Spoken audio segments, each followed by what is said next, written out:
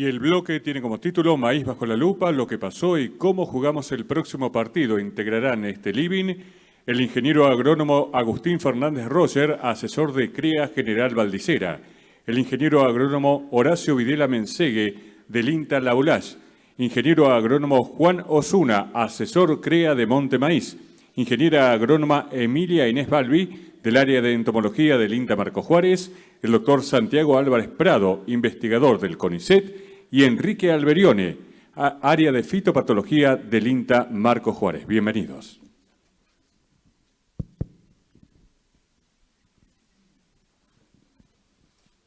Buenos días. Bueno, yo soy Agustín Fernández Roger del CREA General Valdicera y bueno, vamos a empezar rápido con la presentación porque el tiempo corre.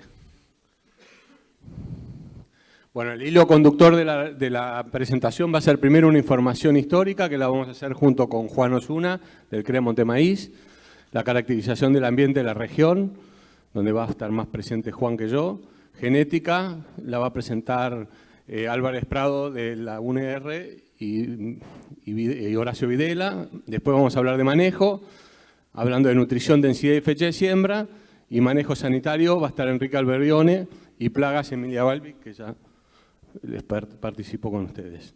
Bueno, voy rápido, esto también lo presentó Gaby, es lo mismo para soja, ahí están todos los CREA del sur de Santa Fe, cómo están distribuidos. Vamos a tener una zona norte, una zona oeste, que es la azul, que es básicamente Córdoba, norte desde Ruta 9 hacia arriba, los CREA de Santa Fe, y sur es el sur de el departamento de General López, y el norte de la provincia de Buenos Aires, donde está el CREA Ascensión y parte de las empresas del CREA Teodelina. Y ahí, acá están todos los CREA que participan de la región. 21 CREA, 184 empresas. Esto también lo mostró Gaby, es la proporción, acá vamos directamente a proporción de maíz temprano, tardío y de segunda, y bueno, en las últimas dos campañas había crecido, las últimas dos campañas había crecido mucho el maíz tardío. Acuérdense que veníamos de periodos muy secos donde hacíamos agua útil y no teníamos agua para sembrar el maíz temprano. La última campaña, por miedo a chicharrita y por suerte había humedad en el perfil, se pudo bajar el área de maíz tardío y incrementar mucho el área de maíz temprano. Y esta campaña, aparentemente, porque nos contaron, estamos con buen perfil, pero estén siempre presentes que hay que medir el suelo. Ahí están las proporciones.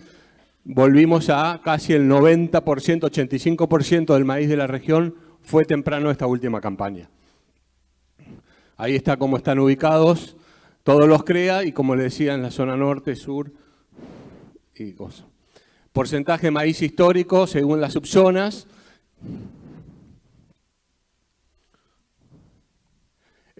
Y el centro y el oeste generalmente sembraban más maíz tardío que maíz temprano, básicamente por los ambientes más restrictivos en el aporte de agua, sobre todo la zona oeste, hacia el oeste de Córdoba, donde el tanque que tiene un suelo tiene un tanque más chico y a veces, por más que esté lleno, cuando queremos sembrar, no nos alcanza para pasar el periodo crítico de diciembre y enero. Entonces, el maíz tardío vino a cumplir ese bache y darnos una muy buena herramienta de diversificación en toda la zona.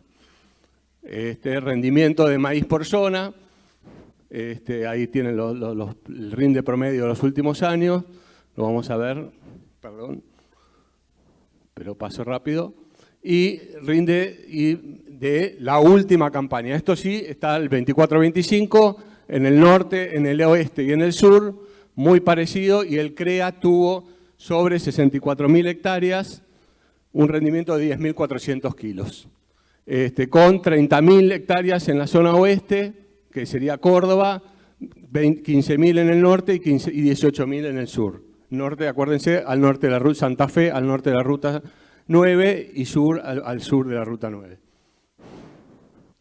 Acá tienen el rendimiento histórico y de los últimos 25 años. Fíjense, la media de 9.800 kilos, con picos de 11.000 y pisos de 8.000 y, bueno, el mismo rendimiento en la última campaña. Caracterización ambiental.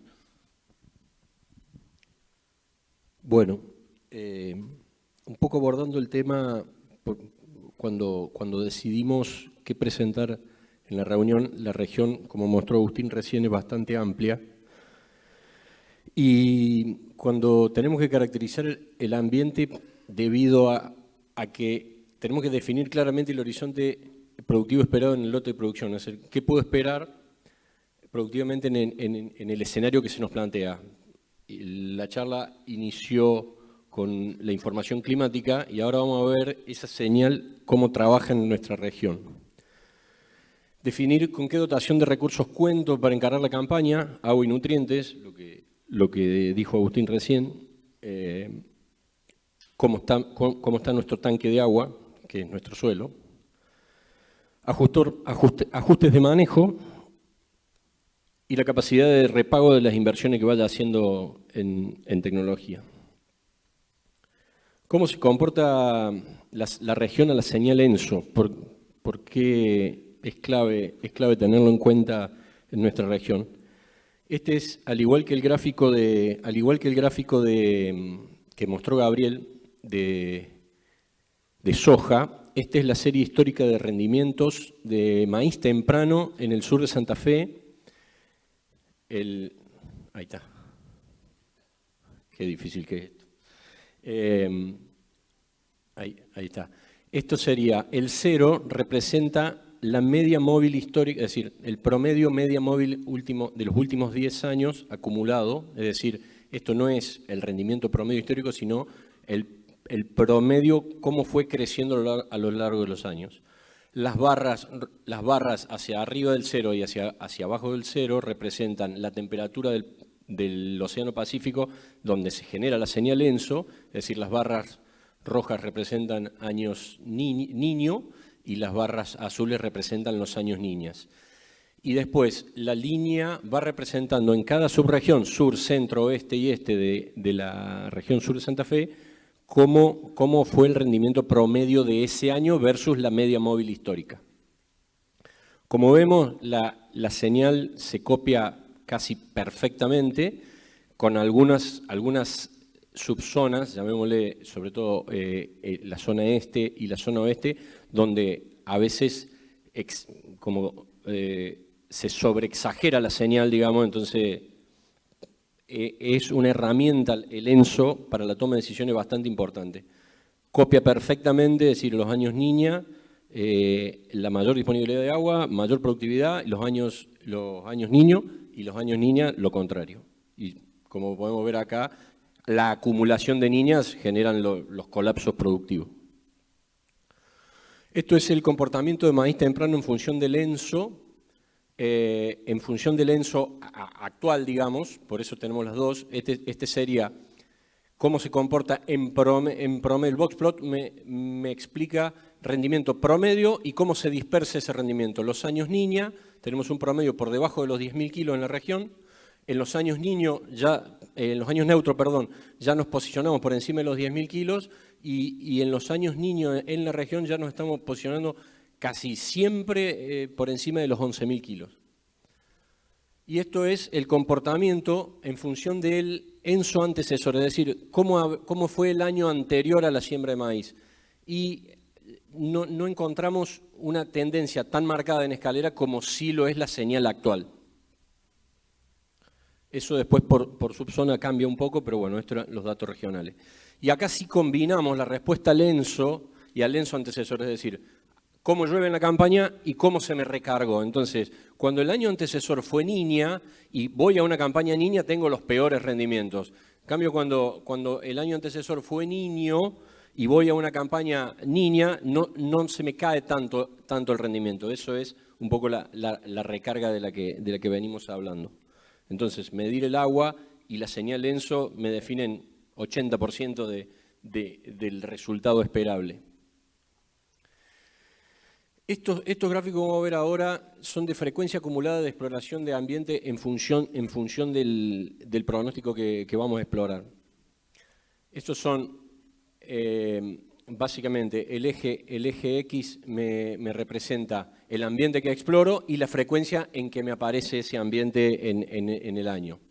Entonces tenemos ambientes de baja, que son los que solemos pasar a tardío. ¿Por qué se debe esto? Es donde más diferencia tenemos entre los años niño y entre los años niña o los neutros. Estos son todos con datos de la base de datos de edad CREA de los 20 años. Sucede que tenemos pocos años neutros por ahí en la serie, entonces son los que más nos cuesta caracterizar. Estos ambientes son los que solemos pasar a tardío, los ambientes por debajo de 8.000 kilos de productividad. Después tenemos ambientes de transición, que son de 8 a 11.000 kilos, más o menos lo caracterizamos, donde la respuesta al ENSO generalmente cuando vamos hacia un niño se parecen más a un ambiente de alta productividad y cuando nos vamos a una niña se transforman en ambientes de baja productividad, generalmente sin influencia de NAPA. Y después tenemos ambientes ya por encima de 11.000 kilos, en los cuales casi somos independientes al ENSO, generalmente lotes que siempre tenemos influencia de NAPA. Por ahí lo interesante de esto es decir, el 50%, 60% de los ambientes son de transición, o sea, la caracterización del ambiente es clave, digamos, es el momento clave donde yo defino la campaña. Yo caractericé bien el ambiente, generalmente voy a tomar buenas decisiones, voy a ajustar bien el manejo y si no lo caractericé bien, no medí bien el agua, no medí bien los nutrientes, no me informé bien de la señal que puede estar afectando lo climático y me puedo equivocar bastante. Y básicamente, ¿cómo leemos este gráfico? Es decir, para un mismo ambiente de 10.000 kilos, cómo aumenta la frecuencia, o sea, 6 de cada 10 veces en años niños y neutros puedo encontrar ambientes por encima de 10.000 kilos, mientras que solo 4 de cada 10 veces puedo encontrar ambientes de más de 10.000 kilos en la región en años niña.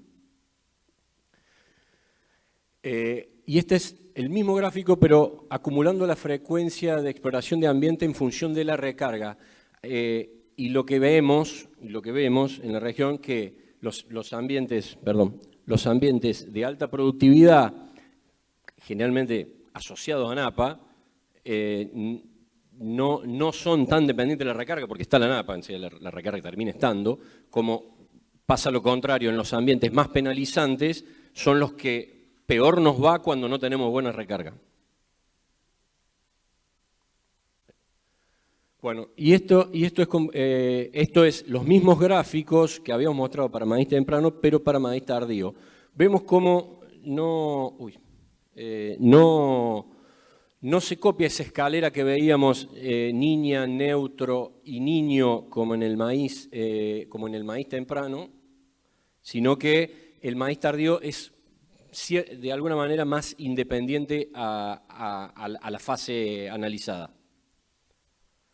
Bueno, pasando un poco a lo que sería el efecto antecesor, porque cuando caracterizamos el ambiente es el suelo que estamos explorando, el agua que tenemos, el clima que vamos a explorar y un condicionante importante termina siendo los antecesores.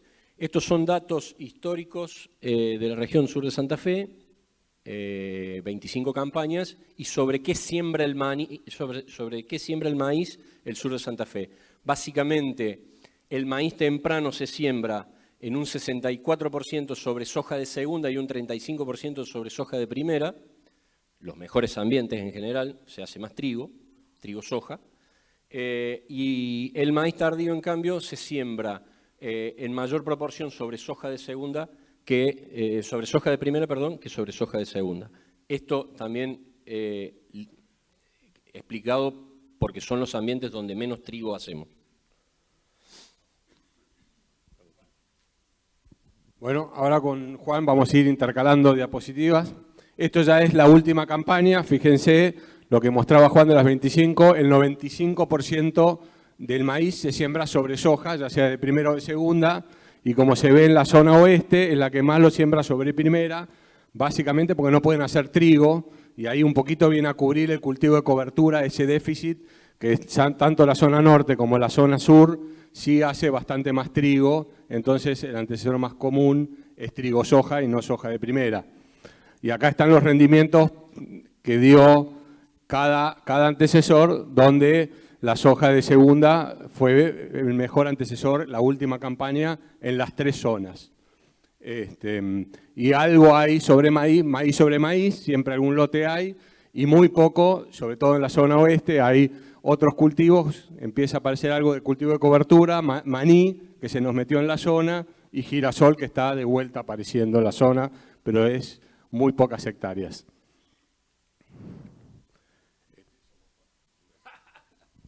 Bueno, y acá básicamente hicimos las cajas en respuesta por antecesor. Básicamente vemos, me equivoco siempre el botón. Cuando tenemos un antecesor soja de primera y vamos hacia un año niña, antecesor soja de segunda y vamos hacia un año niña, y lo mismo, soja de primera y soja de segunda para años niños. Vemos que cuando el año se presenta niño, básicamente el efecto antecesor soja de primera, soja de segunda, 95% del área se explica por esto. No vemos afectado el rendimiento. Cambia la tendencia entre antecesor soja de primera, soja de segunda, no tanto en rendimientos promedio, pero sí cambian levemente la dispersión de rendimientos, y esto generalmente explicado por el consumo de agua de ese doble cultivo antecesor. Y esto es comportamiento a fecha de siembra en ensos niñas según antecesor. Acá tenemos una línea de tendencia de rendimientos, estos siempre datos de la base de datos del sur de Santa Fe, esto es rendimientos con antecesor soja de primera y rendimientos con antecesor soja de segunda en años niña. Vemos que un comportamiento distinto, es un poco indagando por qué era la explicación, y las siembras muy tempranas sobre rastrojos voluminosos no se logran tan buenas implantaciones como atrasando un poquito la fecha de siembra en maíces sobre soja de segunda. En el año niño son las curvas bastante más parecidas, no cambia tanto. Consideraciones generales sobre la caracterización ambiental. El conocimiento del lote resulta fundamental para la caracterización del mismo, es decir, los horizontes productivos esperables de un ambiente. La señal ENSO es altamente determinante en cuanto al ambiente explorable, es decir, cambia mucho la frecuencia de encontrar un ambiente entre una fase niña y una fase niño. El nivel de recarga del perfil puede convertir un ambiente de transición hacia uno de alta o de baja productividad. Por eso creemos que es clave la medición del agua útil a la siembra. Y el cultivo antecesor juega un rol menor asociado sobre todo a la recarga o el consumo de agua previo. Bueno, en cuanto a fechas de siembra, bueno, lo digo yo. Esto es cómo fue sembrando el sur de Santa Fe, más o menos largando los primeros días de septiembre. Esto es la subzona norte, es decir, al norte de la Ruta 9. Cuando lo conversábamos esto, allá empezó a llover antes, mientras que la zona sur y la zona oeste tuvimos precipitaciones bastante, digamos, no fueron generalizadas, sino que tuvieron algunas lluvias puntuales, entonces se pudo empezar a sembrar temprano, pero se nos fue bastante tarde la siembra, cuando finales de octubre en alguna región, sobre todo el oeste, donde son fechas que no solemos explorar, tratamos de no meternos en esas fechas de siembra. Y este es el box plot de rendimiento por fecha de siembra de maíz temprano de la última campaña, y lo que notábamos era rendimientos bastante estables en cuanto a las medias, con alguna variación en la dispersión, y notamos sí una caída fuerte en las siembras de noviembre, o empezás a meterte en ambientes más complicados, es decir, a explorar distintos ambientes. Con fecha de siembra cambiamos completamente el ambiente a explorar. Comportamiento por fechas, comportamiento de fecha de siembra por ambiente explorado en maíz temprano. Este gráfico viene a... y pusimos fechas contrastantes de siembra, es decir, vamos poniéndolo de poco. La línea que presentamos ahí es la línea de índice ambiental, es decir, al ambiente de 8.000 en 8.000 kilos, es decir, cómo rindieron los maíces en el ambiente que exploraron en función de la fecha de siembra. Entonces tenemos las fechas del 11 al 20 de septiembre para la última campaña, vimos que respondieron bastante bien al ambiente donde se posicionaron. Las fechas de octubre, es decir, del 1 al 10 de octubre, una fecha intermedia de siembra, siguieron respondiendo correctamente al ambiente explorable. Mientras que en las fechas ya de que nos fuimos tardías de noviembre, básicamente lo que hicimos es deprimir ambiente. O sea, en ambientes de 10.000 kilos terminaron rindiendo por debajo de 10.000 kilos. Ambientes de 12.000 kilos terminan rindiendo por debajo de su potencial. Y estos son boxplot por fecha de siembra de maíz tardío, largando el 20 de noviembre, terminando el 10 de enero. Hay fechas más amplias, pero ya son muy extremas. Nosotros antes del 20 de noviembre ya lo estamos considerando maíz temprano. Y el mismo gráfico, comportamiento fecha de siembra, en fechas contrastantes pero en tardío, nos encontramos con esto. Tenemos de nuevo el índice ambiental, no puse la línea, pero sería una línea 1 a 1.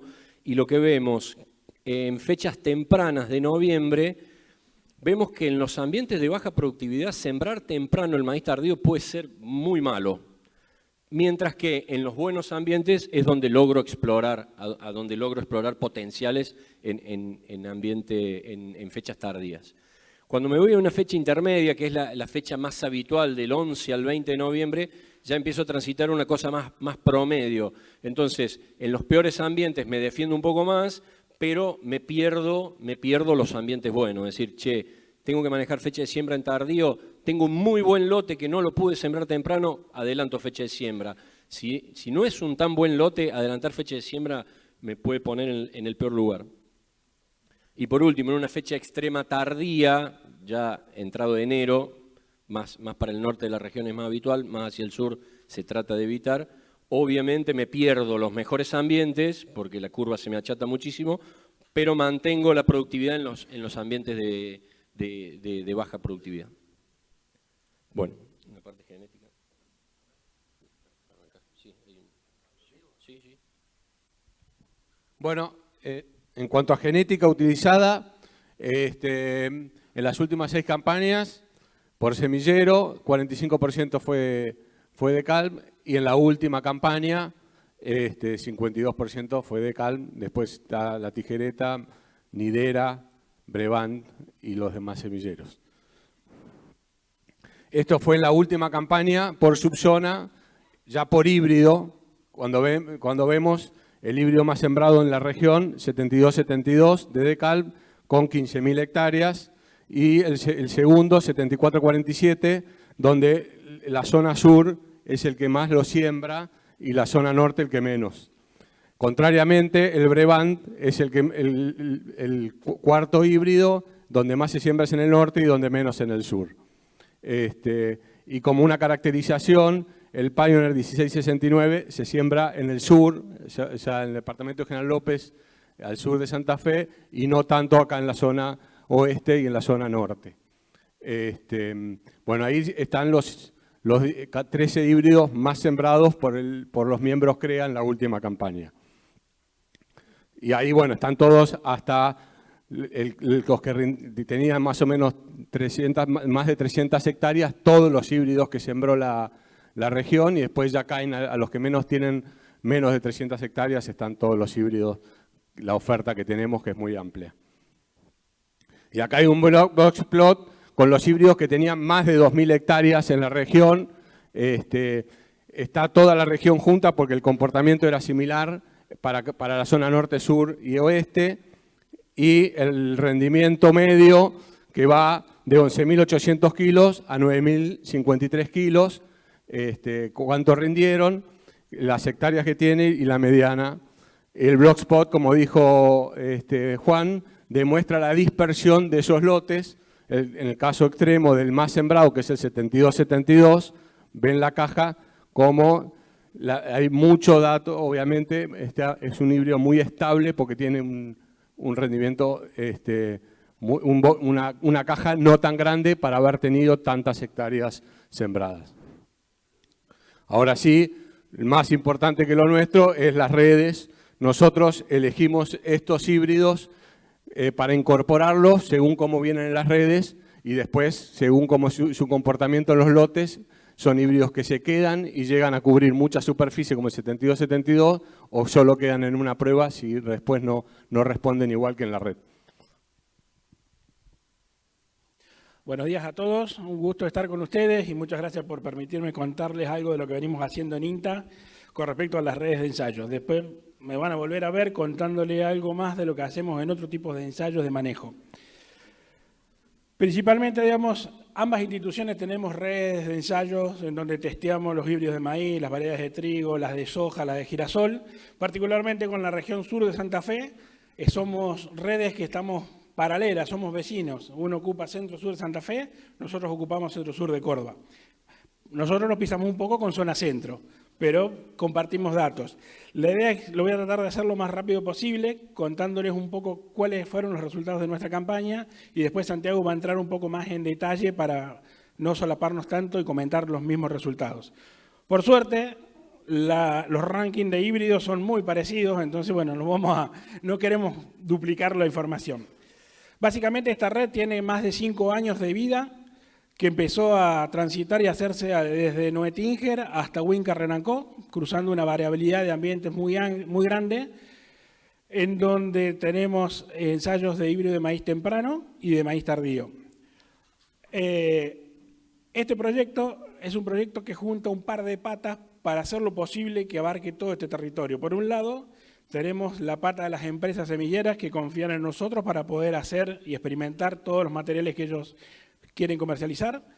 Por otro lado, tenemos a los productores, que a excepción del sitio acá de la experimental, el resto se hace todo con el apoyo de productores, contratistas que nos prestan su maquinaria, su personal, su tiempo y sus insumos para poder hacer toda esta red. Y también a todas las agencias de extensión y técnicos que están distribuidos en todo el territorio. A partir de ahí es donde surge toda esta información. El objetivo básico de la red es poder evaluar el comportamiento agronómico, rendimiento, estabilidad y la humedad de cosecha en fecha siembra temprana, que es lo que les voy a mostrar ahora. La de fecha tardía todavía no está. Y si quieren, dentro de la página de INTA pueden buscar los informes de las últimas campañas para poder sumar la mayor cantidad de híbridos posible y ver cómo se comportaron en el tiempo. Y en este caso nosotros testeamos 41 híbridos comerciales. La distribución geográfica de esta red arrancó en Belleville y terminó en el sur, en el departamento General Roca, en Mataldi. Estos ensayos son ensayos que se hacen entre 6 a 8 surcos, se siembran con 2 repeticiones y en este caso se hicieron 10 sitios de evaluación. Y por supuesto, digamos, para testear semejante cantidad de híbridos, usamos productores que tienen maquinaria con la más alta tecnología, todas máquinas neumáticas, cosechadoras con monitores, balanza, tolva, todo, digamos, para poder hacer este trabajo. Todas estas son las empresas que participan, son un número importante de empresas, y estos son los resultados que tenemos. Básicamente, los primeros materiales acá está desarrollado por localidad.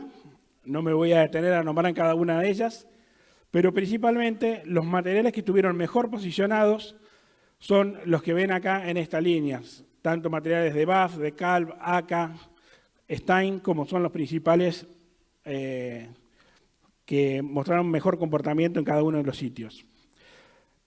La lista continúa, sigue habiendo varios materiales más, y para ir redondeando, digamos, en este QR pueden encontrar el resumen de toda esta información con más detalle de metodologías y de cómo se comportaron los materiales en cada uno de los ambientes explorados. Y en nuestra red, los mejores materiales fueron el BAF 5575, B3 Triple Pro y el Decal 7447 Trecepta.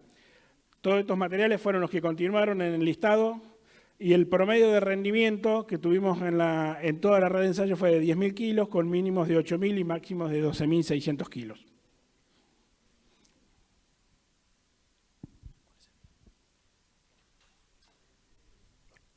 Bueno, buenos días.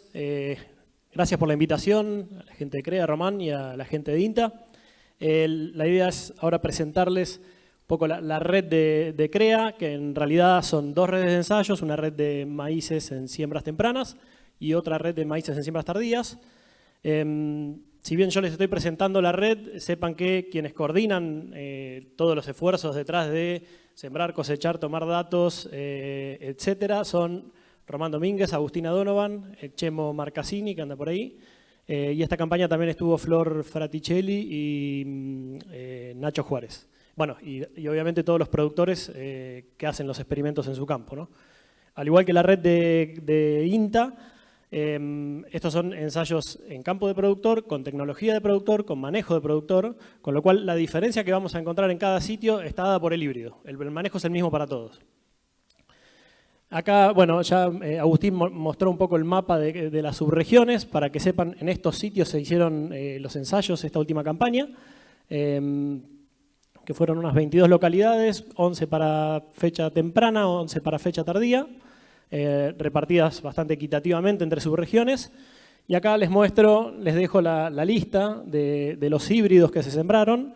Fueron unos 20 híbridos para maíz temprano, y bastante menos, unos 9 híbridos para maíz tardío, bastante en línea con lo que mostraban los chicos de la cantidad de hectáreas sembradas esta campaña de temprano y tardío, ¿no?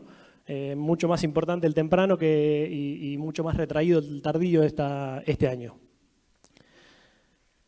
Bien, no voy a entrar mucho en detalle en quién ganó, quién perdió, ni en valores, pero sepan que todos estos resultados están disponibles en la página de CREA Sur de Santa Fe. El informe de temprano ya está publicado, el de tardío estará publicado próximamente. Acá lo que les muestro es los rankings por subregión. Hice un promedio por subregión, no les muestro por localidad, eso miren el informe por favor. Y para que sepan, en verde están los genotipos, los híbridos que ganaron la red. Estadísticamente fueron superiores, y en amarillo aquellos que quedaron en segundo plano. Lo que les quería mostrar, si quieren hacemos el ejemplo para esta subregión, la subregión oeste, es esto que está aquí abajo. Fíjense, algo que nos permite estimar esta red es lo que llamamos una brecha genética. Obviamente una brecha genética para los 20 híbridos que testeamos o los 9 híbridos que testeamos en tardío este año. Que como la estimamos, como la diferencia entre el híbrido que ganó y el híbrido que salió último. Fíjense, para esta subregión, la diferencia de elegir bien un híbrido o elegirlo mal es de hasta 2.200 kilos. Después, obviamente, si se fijan, esto varía por subregión, y si lo miran por localidad, varía aún más. Y si incluso tenemos en cuenta cuál fue el resultado promedio, el promedio de esa subregión, en este caso 11.300 kilos, estos 2.000 kilos representan un 20%. O sea que la brecha genética de la red de CREA Sur de Santa Fe para la subregión 2 este año fue de un 20%, asociado a la elección de híbrido, solamente elección de híbrido.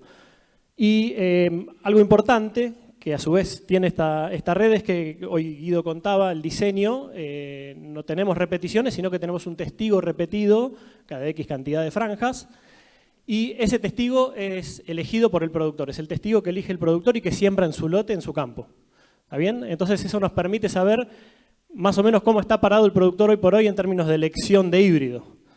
Fíjense, acá tenemos la diferencia entre el máximo entre el ganador y el testigo, o sea, el híbrido que eligió el productor, y la brecha del productor en este caso fue un 6%. Fíjense, de 20% máximo, la brecha del productor es 6% para maíces tempranos en esta subregión. Si miramos maíz tardío, mucho menos híbridos este año, 9, y nos enfocamos en la subregión oeste, acá en Córdoba. Fíjense, la brecha genética representó un 16%, un poco menos que la de temprano, obviamente también hay menos híbridos, y la brecha del productor un 8%, la mitad. O sea que, ¿qué nos quiere decir esto? Que la elección del híbrido ha sido bastante optimizado o ha sido bastante bien ajustada por el productor. Sin embargo, aún si se quiere, tiene una sintonía fina para hacer, les queda un 8% ahí de brecha para poder seguir aumentando rendimiento. Obviamente ya se empieza a poner un poco más complicado esto, ¿no? Pero en términos generales, la elección del híbrido parecería ser bastante correcta, al menos para las distintas subregiones.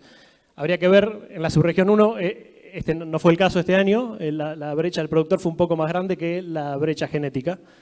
Pero normalmente cuando uno mira los distintos años de la red, la brecha del productor es la mitad de la brecha genética. Y otra pregunta que aparece cuando vemos estos datos es, ¿qué es lo que hace variar esta brecha? Obviamente, una cosa es los híbridos que testeamos, ¿no? No todos los años se testean los mismos híbridos, si bien hay años que se repiten, van cambiando los híbridos, lógicamente. Pero también nos preguntamos si varía con el ambiente y cómo varía con el ambiente esa brecha. Y para responder esa pregunta aprovechamos toda la información que genera CREA Sur de Santa Fe con sus redes.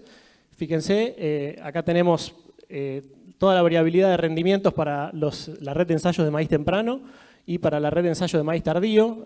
Esto tiene 10, 15 años de información. Y lo que hicimos fue estimar esa brecha genética para todos estos ambientes. Ambientes que iban desde 100 kilos hasta 18.000 kilos máximo en temprano y de 0, un año muy seco, a 15.000 kilos en un tardío. Brevemente les muestro acá lo que vimos, esa brecha genética que va desde 10% hasta 90% en un maíz temprano, está directamente asociada al índice ambiental, o sea, la calidad del ambiente que estamos explorando. En ambientes un poco más, en ambientes más productivos, esa brecha tiende a caer y en ambientes peores, obviamente, esa brecha tiende a aumentar. A su vez, si se paran en un índice ambiental determinado, los 16.000 kilos, fíjense, hay algo de variabilidad, vamos entre 10 y 30, 40%, probablemente vinculada a qué híbridos estamos testeando, porque no necesariamente son los mismos en un año que en otro. Algo interesante es que si comparamos maíz temprano y maíz tardío, vamos a ver que esa variabilidad en la brecha genética es un poco más grande, maíz temprano, de entre 10 y 90%, obviamente depende del año, depende del sitio y los híbridos, y en los tardíos va entre 5 y 50%, es un poco menor esa brecha genética, se achican un poco las diferencias. Y obviamente parte de esa variación, les decía, tiene que ver con los híbridos y no solo con qué híbrido estamos testeando, sino con cómo se comporta ese híbrido ante cambios en el ambiente. Hoy Guido les mostró unos gráficos como estos, donde miraba cómo es la respuesta del híbrido cuando explora ambientes de mejor calidad, cómo aumenta su rendimiento, si lo aumenta en forma proporcional a la mejora del ambiente, que es un híbrido estable, en forma más que proporcional. Guido les hablaba de una pendiente de 1,08, o una pendiente menos que proporcional, 0,79 creo que era el ejemplo. Acá lo que les muestro es, para la red de tempranos, cómo se comportaron. Los puntos grises son todos los híbridos, los 20 híbridos, y en verde puse el híbrido que ganó la red en el promedio total, este de BAF. Cómo se comportó, fue un híbrido estable, fíjense que tiene una pendiente igual a 1, copió las mejoras en el ambiente. Después tenemos este es el que quedó último en el ranking, y después tenemos acá uno intermedio que tuvo una pendiente mayor a 1, que cómo se comportó, tuvo mala performance en los peores ambientes de la red, pero en los mejores ambientes logró alcanzar al ganador, si se quiere. Y para resumir los 20 híbridos, no los voy a poner acá porque no entenderíamos mucho, lo que hacemos acá es poner esa pendiente, ese coeficiente B, en función del rendimiento, lo mismo que mostró Guido hoy para soja, y tenemos los 20 híbridos acá adentro. Rápidamente, ¿qué sacamos? ¿Qué vemos acá? Bueno, que los híbridos que ganaron este año la red fueron todos híbridos con un comportamiento estable, una pendiente igual o muy parecida a 1, o sea que copiaron de forma proporcional las mejoras en el ambiente. Como se ven, y son como este híbrido verde de acá, que están por encima de la recta de la línea 1 a 1, pero que van copiando proporcionalmente esa mejora en el ambiente. Y ya no los molesto más, calculo debe estar pasado. En resumen, la brecha genética que nos dice que elegir bien el híbrido representó entre un 12 y un 24% esta campaña, según su región y fecha de siembra. Un poco más alto en tempranos que en tardíos, recuerden. La brecha del productor estuvo entre 5 y 24%, ese 24% fue en la subregión 1, o la subregión norte, creo que era, pero el resto iba entre 5 y 8 o 9%.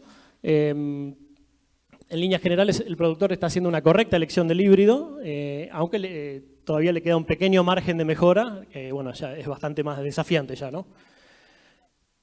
La brecha genética varía con la calidad del ambiente y en general es mayor en maíces tempranos que en tardíos, esto es lo que les dije al principio. Y bueno, lo último, que en esta campaña los híbridos que mejor se comportaron o que tuvieron la mejor performance en la red fueron aquellos que tuvieron un comportamiento estable, ¿está bien? Obviamente esto hay que evaluarlo año a año o juntar años porque muchas veces, no sé, Guido mostraba que los mejores genotipos tenían una pendiente más alta y acá lo que estamos viendo es que los mejores genotipos tienen una pendiente igual a 1. Y con esto no molesto más. Muchas gracias. Como ven, estamos hinchando mucho con que es muy importante saber en qué ambiente estamos. Y acá, ¿qué hicimos? Agarramos los 64.000 hectáreas del CREA y dijimos, bueno, ¿qué manejo hizo el productor en ambientes de más de 140 quintales, que son 2.500 hectáreas? Y acá ven el nivel de nitrógeno a que llegó que puso el productor, o sea, 150 kilos de nitrógeno, 29 kilos de fósforo, 22 de azufre y 1,12 kg de zinc. Una cosa interesante que estamos viendo que el zinc aparece en todos los ambientes, o sea que el productor está incorporando el zinc. Es muy importante, más que la cantidad de cada nutriente, que los nutrientes estén balanceados.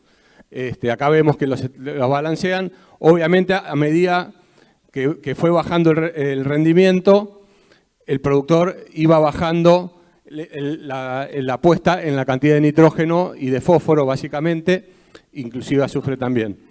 Y tenemos los ambientes de menos de 7.000, 8.000 kilos, donde ya están poniendo, de menos de 6.000 kilos, donde ya se ponen menos de 100 kilos de nitrógeno, alrededor de 14 kilos de fósforo y solo 7 kilos de azufre y un poquito de zinc. Lo que más notamos acá con Juan cuando vimos esto es el productor se animó a bajar un poco el nivel de nitrógeno, que es normal, cuando el potencial no es alto, no vale la pena poner tanto nitrógeno, pero no se animó a bajar la cantidad de plantas y ahora les van a explicar cómo les conviene seguir bajando la cantidad de plantas. Fíjense que 70.000 hasta 75.000 plantas en ambientes de menos de 6.000 kilos no sería lo más razonable, sino hay que animarse a bajar un poquito más las plantas. Gracias. Bueno, vamos de nuevo. Vamos medio intercalado esto. Estuvo bueno armar esta presentación bastante mezclada, porque fuimos viendo un poco de todo. Y yo lo que quería comentar acá es arrancar a hablar un poquito de lo que es la caracterización del ambiente para después determinar cómo definimos la densidad y la fertilización nitrogenada principalmente, pero básicamente después van a ver que se desencadenan varias prácticas de manejo. Para arrancar a hablar de esto, primero tenemos que tener un marco conceptual sobre qué cosas nos vamos a plantar. No voy a explicar este grafiquito en detalle, seguramente varios los han escuchado, pero recién Santiago habló de brechas. Y para empezar a entender un poco tenemos que saber que hay un rendimiento máximo potencial que tenemos, que eso depende de las condiciones agroecológicas de cada región y de los genotipos que nosotros vamos a utilizar. Hay un rendimiento limitado por agua, un rendimiento alcanzable, que es lo máximo que podemos llegar a explorar optimizando todos los insumos. Y por otro lado, hay un rendimiento logrado, que los chicos nos fueron mostrando, que en algunos casos están en los 10.000 kilos, 8.000 kilos, 9.000 kilos, que son lo que realmente logramos en los lotes de producción. Entonces, esto es lo que nos pone en un marco de referencia, es decir, tenemos un rendimiento máximo que podríamos alcanzar, que hay gente que lo ha evaluado para toda la región de Argentina, que ya lo vamos a ver, y tenemos este rendimiento logrado. Esta brecha es lo que nosotros tenemos que tratar de achicar. Y la pregunta es, ¿qué variables ambientales y qué variables de manejo hacen que esa brecha se achique? Este trabajo que se ha hecho hace un par de años para Argentina y se volvió a rehacer ahora para actualizarlo con mejores tecnologías, con más datos y más herramientas, que lo ha hecho José Andrade y su equipo de trabajo. Fíjense que marca que para toda la Argentina el rendimiento potencial alcanzable de maíz está en 14 toneladas. ¿Y cuánto dijeron ellos que teníamos? Tenemos un margen importante todavía para alcanzar. Y si vemos la región acá, Estamos más alrededor de los 15 que de los 14, ¿no? Entonces, esa brecha que tenemos, esos 4, 5, 6.000 kilos que tenemos, ¿cómo hacemos para empezar a descontar y sumar un poco más? Y hay otros investigadores que también están acá en la región, que también estuvieron usando datos de toda la zona sur de Santa Fe y de otras instituciones más que generan ensayos y prueban varias cosas, en donde hicieron un análisis tanto complejo de estadística para determinar cuáles son los factores ambientales y los de manejo que terminan acortando esa brecha de rendimiento. Y básicamente van a ver que para maíz temprano, la presencia de la capa freática y la lluvia del ciclo son las dos variables ambientales principales. O casualidad, es lo que Juan y Agustín estuvieron comentando hasta recién. Si bueno, tengo un evento eso, tengo más lluvia, entonces tengo más disponibilidad de precipitaciones. Vengo con una seguidilla de años niños, tengo ascensos de napas. Eso también me ayuda, ¿por qué? Porque es un aporte de agua. Y después me empiezan a aparecer las variables de manejo, que son las que yo puedo controlar. La variable de manejo más importante es la densidad de plantas, el nitrógeno disponible y el azufre. El maíz tardío es algo parecido, pero me parece el fungicida también. No me voy a meter en maíz tardío porque no nos va a dar el tiempo. Básicamente, ¿qué nos pasa con el agua? Esto, que es parte de lo que... Bueno, no quiero aparecer puntero. Es parte de lo que nos explicó Juan también. Yo puedo tener una disponibilidad de agua, que es agua al inicio, más el agua que me llueve durante el ciclo, hasta un punto óptimo en donde maximizo mi productividad. Cuando me paso de rosca, me paso para el otro lado, me genera un problema de inundación, de anoxia, pierdo rendimiento porque estoy en otra situación, ¿no? Lo mismo pasa con la presencia de la capa freática. Yo puedo tener un aporte de agua extra que hace que mi potencial de rendimiento se eleve. ¿Y eso a qué se asocia básicamente? Donde nosotros tenemos que empezar a hilar más finitos a entender el comportamiento de nuestros ambientes. Los chicos estuvieron hablando hasta ahora, bueno, es Enzo, es niño, es niña, pasa esto, pasa aquello. Este grafiquito o este esquema lo que les trata de mostrar una toposecuencia de lo que es la región, no tanto Marcos Juárez, sino más al sur, que es de donde yo vengo, desde la zona de la Ulaye, en donde podemos tener una variabilidad de ambiente que pasamos de una loma casi médano arenoso, que tiene más del 70% de arena, con muy baja retención hídrica y baja fertilidad, a un suelo de un bajo, donde puedo tener un horizonte tapto que tengo 50-60 centímetros de profundidad, en donde mi capacidad de retención es mejor que la loma arenosa, pero tengo una limitación en profundidad. Ustedes están en una zona privilegiada, mejores zonas del país, es mucho menos heterogéneo esto, pero de todas formas, Agustín mostró que hay ambiente de 5.000 kilos. En mi zona, esto es 5.000 kilos. Entonces, una de las principales cosas que hay que empezar a entender es qué tipo de ambiente tengo y esos ambientes cómo se comportan y qué expectativa de rendimiento puedo lograr en cada uno de ellos. Y todo eso se empieza a resumir en entender cuáles son las funcionalidades del suelo. No sé si alguna vez vieron esto. Básicamente esto, con este grafiquito lo quiero dejarles un par de preguntas. Que se lleven un par de preguntas para que cuando vayan a sus campos empiezan a responderlas. El suelo tiene 4 grandes funciones. Por un lado, es el espacio físico para las raíces. Si yo tengo un suelo que tiene una limitación de profundidad a los 50, 60 o 70 centímetros, hago agricultura en una maceta, ¿no? Entonces eso, de alguna forma, me está limitando la capacidad de exploración de raíces y me está limitando la disponibilidad de agua. Algo parecido me podría llegar a pasar si yo tuviera una napa muy alta. Las raíces no van a crecer cuando tengo falta de oxígeno. Por lo tanto, ahí tengo un problema. Por otro lado, en abastecimiento de agua. Si yo tengo un suelo que tiene mucha arena, tengo poca capacidad de retención de agua, por más que me llueva un montón, no la puedo tener. Mi caja de ahorro es chiquitita. O si yo tengo un argiudol típico como tengo acá, tengo una caja de ahorro importante. Entonces, además de tener una caja de ahorro importante, me llueve con cierta frecuencia. Tengo otras características que hacen que esta funcionalidad del suelo sea muy buena. Por otro lado, tengo el abastecimiento de nutrientes. Si yo tengo un suelo muy pobre de materia orgánica, todos los nutrientes referidos a ciclos biológicos, como el nitrógeno, como el azufre, van a estar resentidos. Entonces tengo que averiguar cómo estoy en esta condición. Y por último, es el abastecimiento de calor y oxígeno. Normalmente no hay grandes problemas con eso, pero puede ser que yo tenga suelos compactados, que también me limitan el espaciamiento de raíces, que tenga algún problema por anoxia, por ascenso generalizado de napa, y que esté limitando el crecimiento. Todas estas funciones pueden hacer que mi rendimiento esperado se caiga. Puede ser que sean funciones que están alteradas permanentemente, es decir, yo tengo un suelo arenoso, no lo voy a cambiar, va a ser arenoso toda su vida y voy a tener que convivir con ello. O puede ser que tengo un muy buen suelo, pero con poca recarga, tengo baja disponibilidad de agua, pero es una limitante transitoria. Cuando me vuelva a llover bien, se va a recargar y eso va a funcionar de otra forma. La pregunta es, en sus lotes y en sus ambientes, ¿cómo está funcionando estas 4 características? Yo creo que si empiezan a responder eso, van a encontrar varias cositas que le van a hacer ruido y van a tener que empezar a analizar cómo se pueden remediar. Esto lo voy a pasar porque me voy muy largo. Una de las cosas que empezamos a hacer a partir de entender los ambientes es, bueno, ¿cómo juego con las prácticas de manejo? Lo que yo puedo hacer.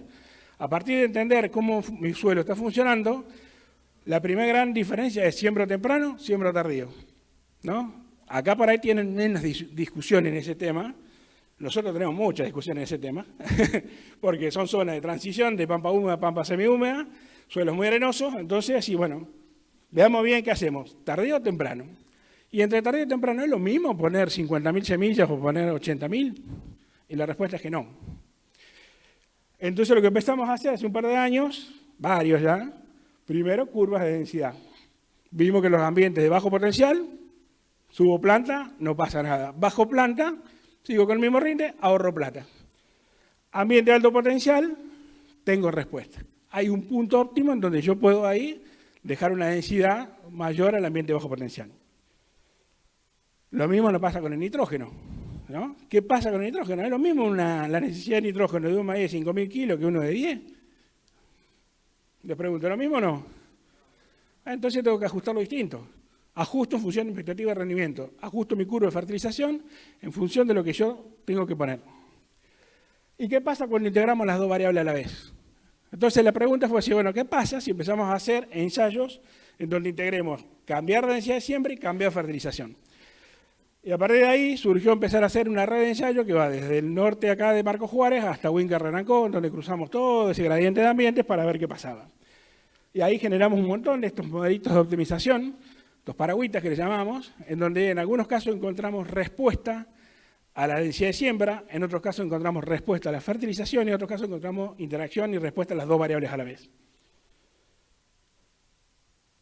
Acá, en esto le muestro un pequeño resumen, pero básicamente lo que nos permitió hacer esos ensayos es encontrar algunas cositas que nos ayudan a tener un criterio de decisión. Por un lado, una variable que es la productividad por planta, que encontramos que a la densidad óptima, la mayoría de los híbridos tienen una producción por planta, digamos un peso de espiga, que es bastante estable, porque es algo que está condicionado a la genética. Entonces nos da un criterio para tomar una decisión sabiendo cuál sería mi rendimiento esperado en densidad óptima. Y por otro lado, no quiere agarrar pudimos determinar cuál es la necesidad de nitrógeno por planta. Ahí hay un poco más de ruido, pero encontramos que la necesidad de nitrógeno por planta, cuando venimos con el antecesor soja, está alrededor de los 2 gramos por planta de nitrógeno.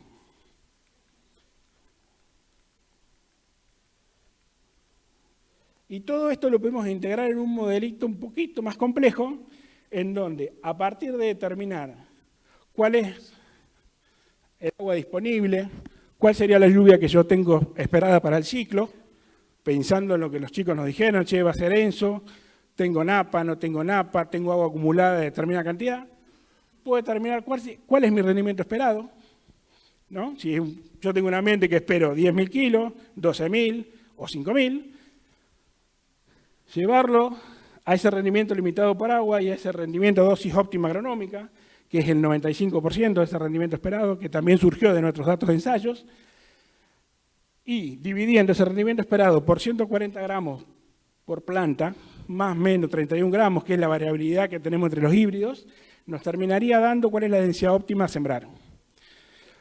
Cuando hacemos este jueguito, vemos que si queremos un ambiente de 10-12.000 kilos, nos vamos a las 80.000 semillas, pero si vamos a un ambiente de 5.000 kilos, podemos bajar tranquilamente a 40.000 semillas.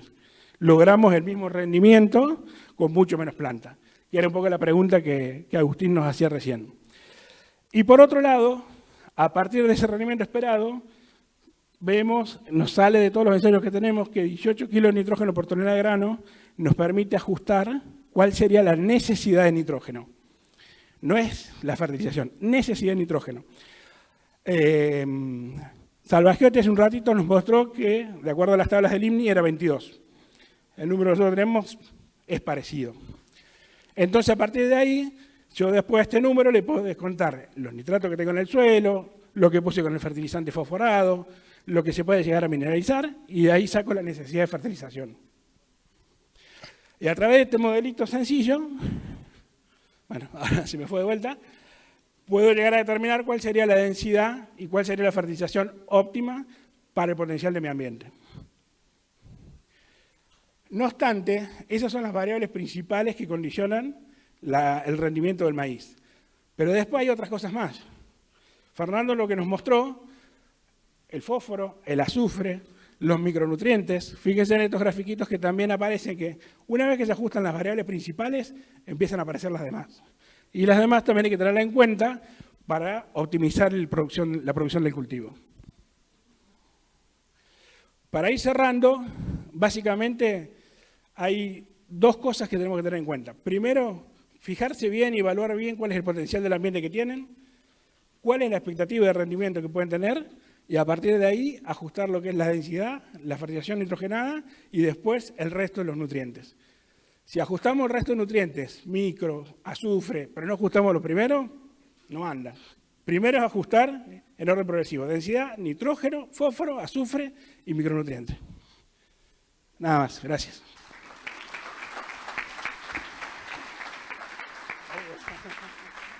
Bueno, creo que es la última vez que lo jorobo yo, pero esta red no la podía dejar de presentar. Esta red todos creo que la conocen, es la red de Nutrición 1 de Sur de Santa Fe, que arrancó en el año 2000 hasta esta última campaña, 2024, que coincidió en maíz.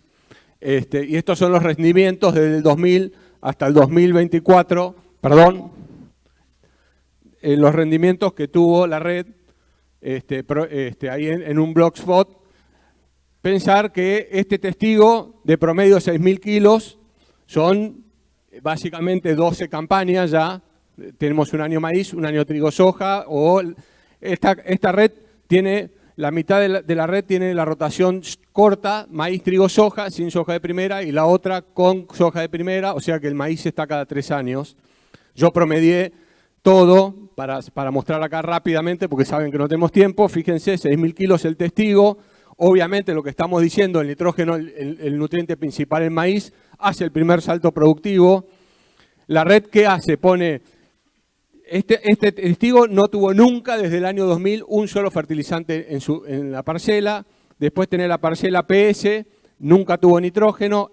NS nunca tuvo fósforo, NP nunca tuvo azufre. La idea era ver qué respuesta tenía el nutriente que está faltando. Y después los 3 nutrientes, NP, ay, ya la cagué. Ah, no. NPS, los 3 nutrientes y completo con microelementos. Ahí ven, obviamente, que sin nitrógeno el maíz se va a resentir. La variedad PS levantó el rendimiento contra el testigo, pero no tanto. Cuando le pongo N, aumenta básicamente fuerte la respuesta, aumenta el rendimiento promedio, llega a los 10.000 kilos, pero cuando le puse los 3 nutrientes principales, por eso decíamos que es fundamental balancear la nutrición, el salto fue a 11.000 kilos. Y después cuando le pusimos el zinc, ahí puede haber un poquito más explorando, y empiécenlo a tener en cuenta el zinc, porque en los análisis de suelo que estamos recibiendo, la zona ya está a niveles muy cercanos a una parte por millón, que sería el umbral. O sea que ya estamos en nuestra zona, esperando que vamos a estar cada vez más frecuentemente encontrando la respuesta zinc. La idea de esta red es demostrar esta diapositiva, es lo importante que es balancear la nutrición, y no se olviden del azufre, que es un nutriente barato y que nos va a aportar nada más y nada menos que casi 1000 kilos al final en el cultivo de maíz. Y lo que dijo Salvagiotti, esto también muestra la fertilización balanceada y la respuesta, cómo vamos creando un ambiente favorable a medida que hacemos una fertilización balanceada. Si le mostrara el de soja, verían como el NPS responde más la soja en NPS, que obviamente en soja no se pone el nitrógeno, es la respuesta residual del maíz anterior. Esto fue la última campaña para que la vean, cómo el salto está al final con los 3 balanceados, y ahora sí, ya me callo para siempre.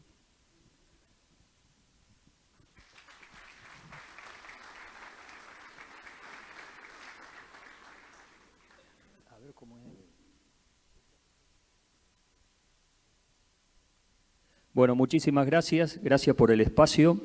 Les voy a hablar lo que respecta al tema mío, que es la parte sanitaria en el cultivo de maíz. Fundamentalmente 2 enfermedades foliares, la roya común del maíz y el tizón foliar del maíz. Horacio ya nos habló de la amplia red que tiene el INTA Marco Juárez, cubriendo desde el norte hacia el sur. Son alrededor, el año pasado fueron 14 ensayos entre tempranos y tardíos. Ahí un poco refleja la ubicación de estos ensayos. ¿Por qué les traigo esta planta? Esta planta es un oxalis, es la especie oxalis.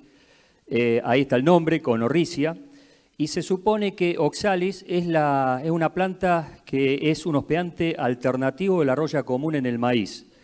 Es interesante porque dentro de lo que son los patógenos, la roya común del maíz logra tener un ciclo perfecto, y lo hace a partir de esta planta.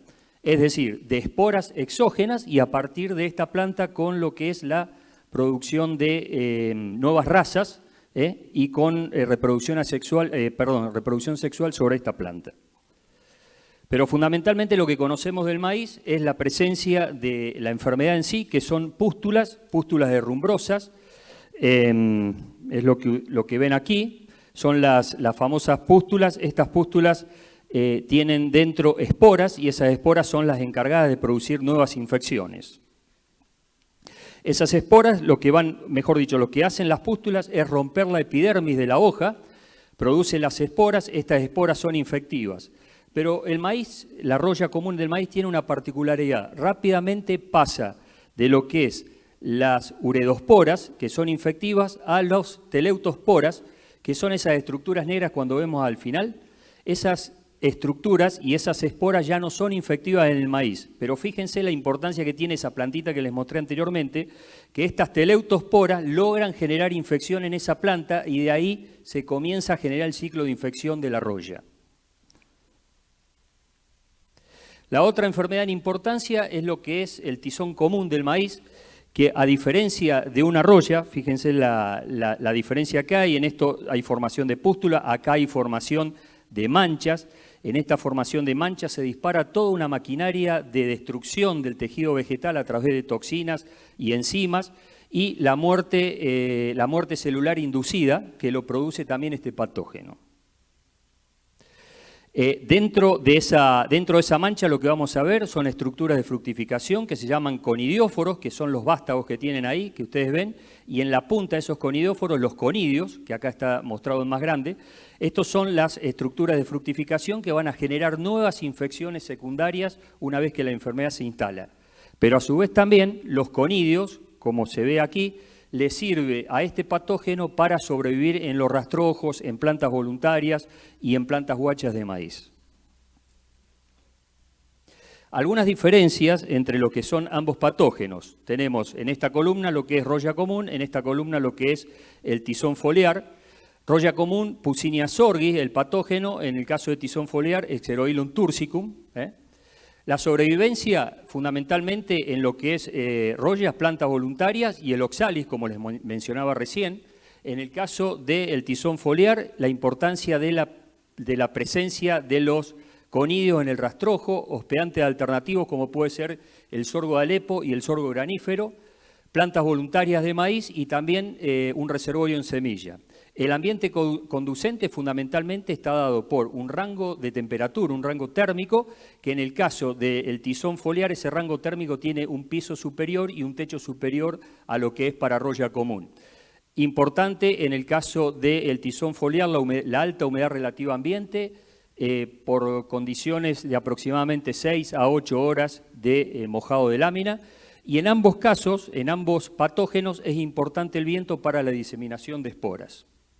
El ciclo de infección, aproximadamente roya común, le toma 5 a 7 días para generar infección y dispersión de las esporas, y algo parecido ocurre con el tizón foliar. El inóculo infectivo, urediniosporas y teliosporas. Las teliosporas no son infectivas al maíz, pero sí en oxalis, que ahí es donde se genera el nuevo ciclo de infección en esa plantita, y lo que es conidios y clamidosporas como conidios de resistencia a la enfermedad. Al ser un patógeno biótrofo, no depende de la transmisión por semilla, el caso del roya común, pero sí el tizón foliar. Está bien que todos los años sembramos híbridos y nos estaríamos sacando el problema ese de encima, pero no hay que olvidar que esa semilla infectada genera plantas guachas y ahí puede generar ciclo de infección de tizón foliar. En el caso de daños, bueno, fundamentalmente ambas enfermedades lo que hacen es interferir la radiación solar, disminuir todo lo que es la fotosíntesis, y en el caso de la roya, les mostraba anteriormente el problema de la evapotranspiración, es decir, la ruptura de la epidermis que hace que la hoja se deseque rápidamente.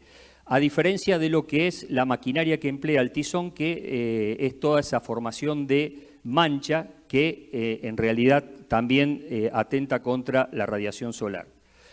El impacto sobre la producción, en el caso de roya común, del 10 al 30% de pérdidas a nivel mundial, y en el caso del tizón común, en aquellas zonas muy favorables a la enfermedad, entre 30 y 50% de pérdida de rendimiento. Como manejo, resistencia genética, se ve y mucho en el caso de roya común y se ve y mucho también en el caso de tizón foliar. Quizá en zonas con más problemas, el problema del tizón es como que puede llegar a desbordar la resistencia genética, pero en nuestra zona está contenida y está bueno verlo cada campaña.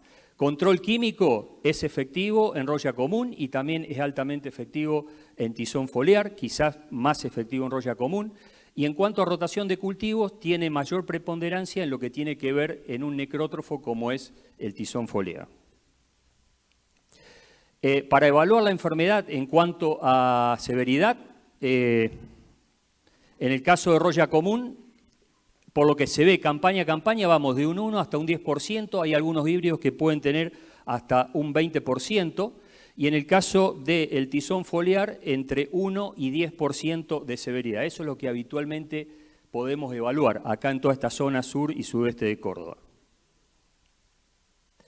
En cuanto a la severidad de roya común, es interesante ver, esto fue en la campaña 2018-2019, fecha de siembras tardías, el 43% de los híbridos tuvieron severidades mayores en fecha de siembra temprana, esa condición favoreció a la roya, pero también el 57% de los híbridos tuvieron mayor severidad en fecha de siembra tardía, es decir, que estuvo bastante balanceado. Por el tema de temperatura siempre se dice que la roya común puede llegar a afectar más a los híbridos en fecha de siembra temprana. Pero este gráfico un poco tira abajo eso, demuestra que se puede instalar tanto en temprano como en tardío. Esto es campaña 2024-2025, tomé algunos resultados aislados, fecha de siembra temprana y tardía. Fíjense, lo que les quiero mostrar en esto simplemente es los niveles de incidencia a lo que llegaron los híbridos desde aproximadamente 50% hasta 90%, pero con bajos niveles de severidad. Fíjense, menos del 2% de severidad. En el caso de la fecha de siembra tardía, los niveles de infección, por lo general, fueron menores, estuvieron entre 20 y 70% aproximadamente y con iguales o similares niveles de severidad, bajos niveles de severidad. Alta incidencia en roya común, bajos niveles de severidad. Eso es lo que se observa habitualmente. Y esto lo que hice fue traer un resumen de los híbridos que se presentaron en tempranos y en tardío, en donde nuevamente vemos que la incidencia fue superior en aquellos híbridos sembrados temprano. En cuanto a tizón foliar, vemos que en el año pasado lo que se hizo fue, en esta campaña lo que se hizo fue evaluar tizón en 2 oportunidades y lo que se vio en realidad bajos niveles de incidencia. Las barras amarillas indican una primera observación, eso correspondió aproximadamente al 26% de los materiales evaluados y en la segunda evaluación ya los niveles de tizón se elevaron al 100% de los híbridos testeados, con niveles de incidencia que llegaron hasta el 40%. En realidad, una baja incidencia y también una baja severidad de la enfermedad. Los niveles de severidad, como decía, bajos, menos del 2% de severidad. Y les quiero mostrar como último control químico de estas enfermedades. Este es un ensayo que se hizo en Villa Huidobro, allá por 2021-2022, 36 híbridos, aplicación aérea, se aplicó este producto fungicida. Los resultados, lo que ven en columnas naranjas es el testigo y control químico, las columnas en verde. 58% de los híbridos presentó baja incidencia al control químico, es decir, que el control químico tuvo respuestas en el control de la enfermedad en un 60% de los híbridos. En el tizón se vio también algo parecido, respuesta a la aplicación del fungicida. 64% de los híbridos presentaron tizón en ese ensayo, 48% no presentaron tizón luego del control químico, que es lo que se ve acá en estas barritas, no presentaron control, el control químico controló a la enfermedad.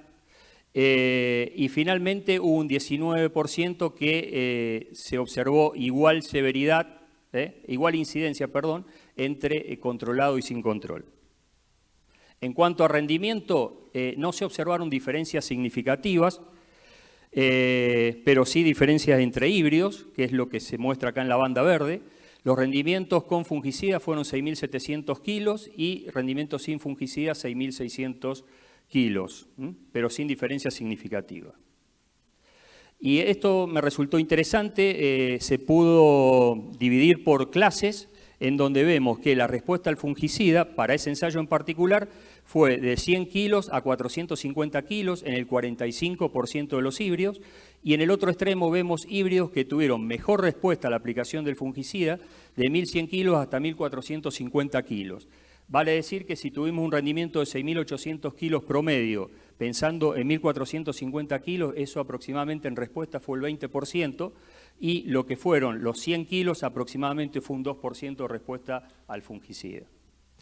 Creo que estamos en tiempo y bien, tenía algo más para mostrarles, pero voy a respetar el tiempo. Gracias.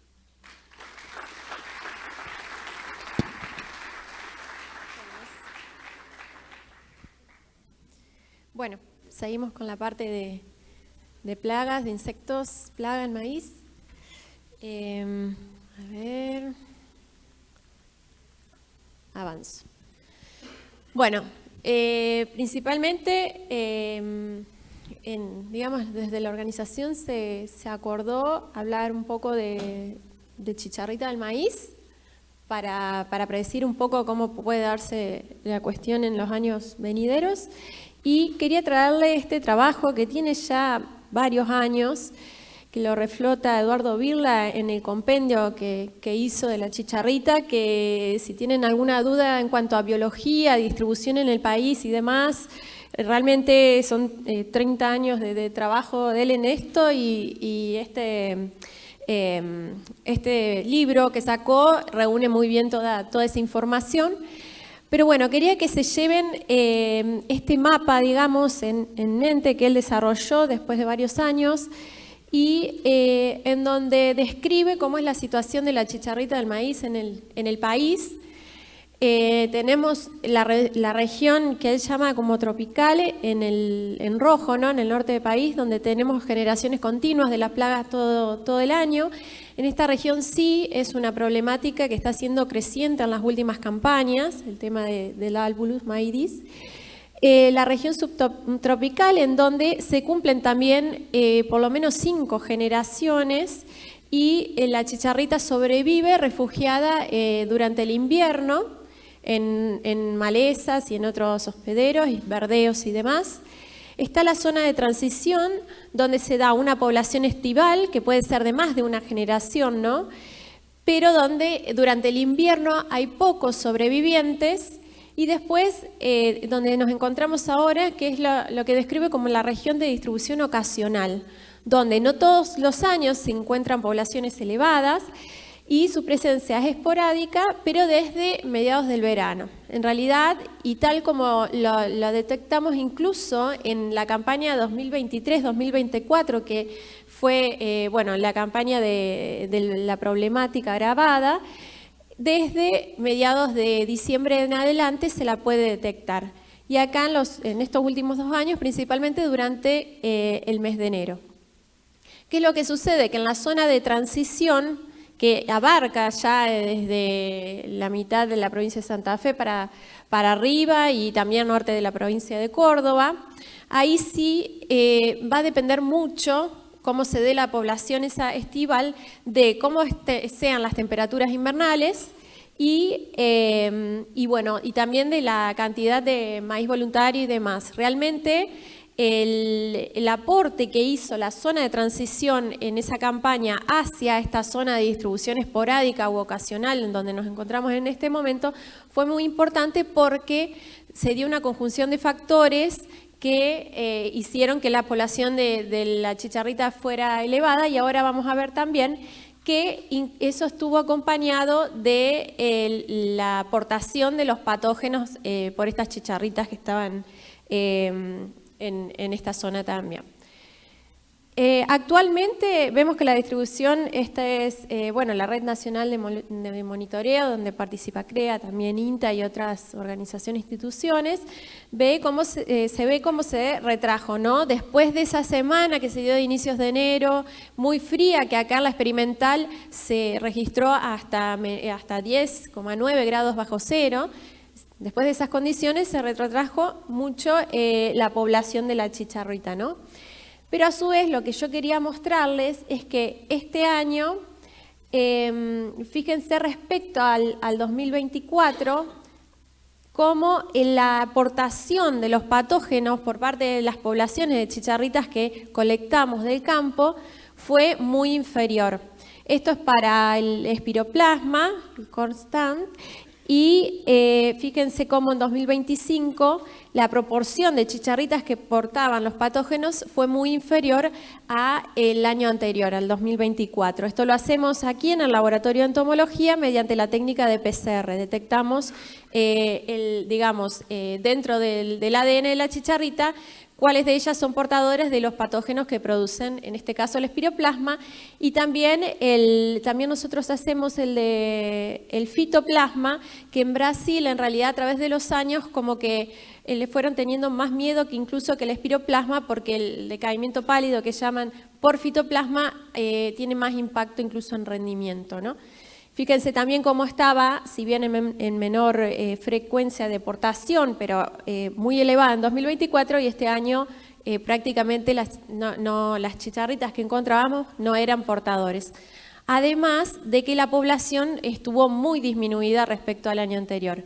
Entonces, ¿qué pasó durante la campaña 23-24? Que no solo que la población del vector se encontraba muy aumentada por el invierno muy benigno del cual veníamos, y que había muchos maíces guachos porque por la sequía en el norte había muchos lotes que no se habían cosechado y demás, sino que además esos patógenos, esos vectores tenían una carga de patógenos muy alta. Entonces también se dio esa situación favorable para el desarrollo de los patógenos y la chicharrita vectora que iba succionando, digamos, y transmitiendo en la medida que bajaba hacia el sur. Pero bueno, como decía un profesor del posgrado, duden de todo. Obviamente, esto es como está dado ahora, la situación hay que seguir, por supuesto, monitoreándola, y el clima está cambiando, como decían. si, digamos, en la medida que vuelvan a ocurrir esos años con inviernos muy suaves y que también la carga del patógeno en el norte del país sea de manera generalizada, bueno, podemos llegar a tener también, digamos, la presencia tanto del vector en alta población y de la chicharrita, del vector y de los patógenos en esta zona. Sin embargo, incluso en esa campaña 23-24 tan característica, acá nosotros detectamos la presencia de la enfermedad en maíces a partir de la segunda quincena de diciembre. Es decir que el mensaje que le quiero dejar junto con el mapa y los análisis de portación es que raramente pueda darse en maíces de primera, y es, digamos, casi imposible porque los mapas están hechos con 30 años de estudio, no es algo de un año nomás, de que en maíces de primera tengamos en esta zona alta incidencia del fitoplasma y el espiroplasma. Sí, a partir de mediados de diciembre y siembras de enero, que si vinieron a la jornada de achaparramiento que se hizo, que teníamos ensayos a campo, los ensayos estaban muy afectados ya para lo que es siembras de enero. Ahí sí hay que tener mucho cuidado con el monitoreo y el seguimiento. Bueno, las prácticas de manejo siguen siendo las mismas acordadas. En Brasil tienen exactamente las mismas prácticas, digamos, discutiendo con colegas. Evitar las siembras tardías, digamos, sembrar lo más temprano posible. Lo de la siembra de primera, que debería estar distanciada 3 meses, fundamentalmente en la zona que llamaba de transición, digamos, norte de las provincias de Córdoba, Santa Fe. Reducir la presencia de maíces voluntarios, utilizar materiales tolerantes, las empresas están trabajando muy fuertemente en este aspecto, y realizar el monitoreo del vector, ¿no? Lo que hemos visto durante estas campañas, que por ejemplo las trampas amarillas, si bien son medias engorrosas para su manipulación, pero que detectan la chicharrita incluso a niveles bastante bajos de población. Es decir, cuando hay menos de 2 chicharritas cada 100 plantas, buscándolas incluso en un tiempo que es mayor al que pueda ocupar un técnico en el campo, las trampas amarillas las detectaban en ese momento. Y pulverizar solo cuando sea necesario. Seguramente habrán escuchado, nosotros también hemos hecho ensayos, las tasas de eficacia con productos químicos son muy bajas para la chicharrita. Sin embargo, BIRLA detectó parasitoidismos superiores al 60%, es decir, lo natural está siendo más efectivo que lo que nosotros estamos explicando. Tengamos eso en cuenta para no bajar la población de parasitoides, ¿no?, que hay a campo. Y bueno, después, así como de última, me pidieron que incorporemos algún pantallazo de qué es lo que está pasando con la chincha de los cuernos. La chincha de los cuernos, bueno, a ver, pasó algo acá, sí, se me fue, acá. La población está en aumento. Es raro que no hayan observado en esta campaña digamos, lotes de maíz sin sintomatología, por lo menos, digamos, esta sintomatología que no implica pérdida de rinde, pero realmente fue muy alta la incidencia. Incluso en los trigos, nosotros advertimos que veíamos mucha chinche de los cuernos en los trigos ya. Y bueno, fíjense, ¿qué es lo que pasa? Que en la medida que aumenta la población de la chincha de los cuernos y que aumenta la cantidad de veces que pica sobre la planta cuando está emergiendo, es que aumenta la cantidad de años, y nosotros hemos detectado que en daños intermedios se puede perder hasta entre un 20 y un 25% de rinde, y bueno, después ya tenemos que con mucha cantidad de picaduras sobre la misma planta ya tenemos directamente la pérdida de la viabilidad de la planta. Entonces es un tema a seguir y a monitorear. Tener en cuenta que se oculta bien y pasa desapercibida, el monitoreo, digamos, tiene que ser enfocando bien para esa plaga, no es que vamos a ir a mirar el lote así nomás y la vamos a encontrar fácil. Que hay que hacer un monitoreo de presiembra, ¿no?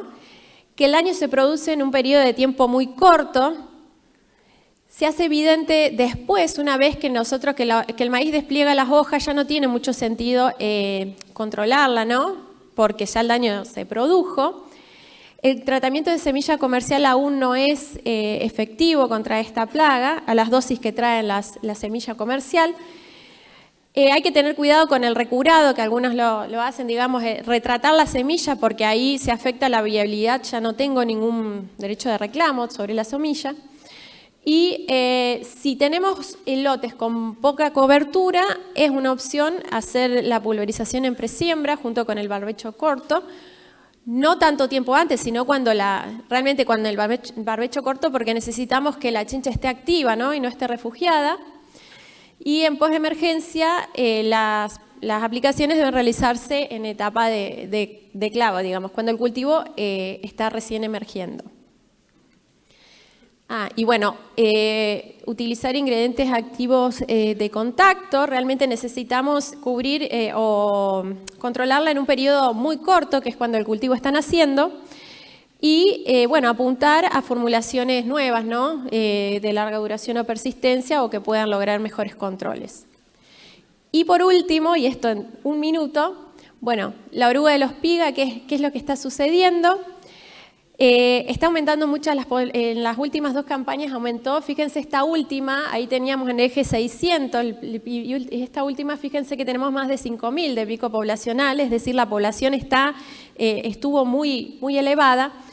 Y bueno, me imagino, como ya saben, la plaga es resistente a los BT, y esta resistencia ha evolucionado muy rápido. En realidad, el primer reporte fue en 2020 en Estados Unidos, ya detectaban a campo poblaciones resistentes, y nosotros hasta la campaña 22-23 veníamos con 0 de presencia e incidencia de la plaga en maíces. Después de la 22-23 empezó tímidamente, pero fíjense lo rápido que evolucionó. La 23-24 y esta 24-25 ya no hay diferencias con un OBT, y veníamos viendo esto en materiales triple pro, con variabilidades entre semilleros, entre materiales y demás, pero ahora ya es todos los triple pro y también todos los que tienen VIP 3A20, digamos las toxinas nuevas que tienen incorporados los materiales. Así que bueno, en años anteriores nosotros hemos hecho ensayos que indican de un 3 a un 4% de pérdida de rendimiento, y bueno, es un tema a trabajar porque bueno, es de difícil control, con maquinaria específica, y este año vamos a estar desarrollando algunos ensayos de control químico la campaña que viene. Así que bueno, gracias por la invitación y bueno, quédate atenta a preguntas. Tienen mi contacto.